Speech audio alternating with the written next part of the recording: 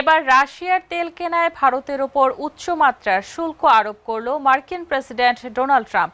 মার্কিন প্রেসিডেন্ট জানিয়েছেন, রাশিয়ার তেল কেনায় ভারতের ওপর যুক্তরাষ্ট্রের আরোপিত 50% শুল্ক মস্কোর অর্থনীতিতে বড় আঘাত এনেছে। তার দাবি, রাশিয়ার সবচেয়ে বড় ক্রেতাদের মধ্যে ভারত অন্যতম হওয়ায় এই সিদ্ধান্ত কার্যকর হয়েছে। ট্রাম্প বলেন, এই শুল্ক শুধু রাজস্ব আনার মাধ্যম নয়, বরং আন্তর্জাতিক অস্থিরতা কমাতেও ভূমিকা রেখেছে। বিস্তারিত রিপোর্টে।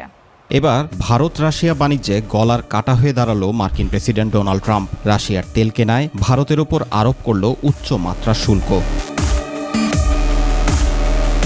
উচ্চ শুল্ক মস্কোর অর্থনীতিতে বড় আঘাত এনেছে বলে মন্তব্য করেছেন মার্কিন প্রেসিডেন্ট ডোনাল্ড ট্রাম্প। তার মতে, রাশিয়ার অর্থনীতিতে বর্তমানে ভালো অবস্থানে নেই এবং এই শুল্ক তার অন্যতম বড় কারণ। 12 আগস্ট ভারতীয় সংবাদ মাধ্যম এনডিটিভির এক প্রতিবেদনে এ তথ্য উঠে আসে।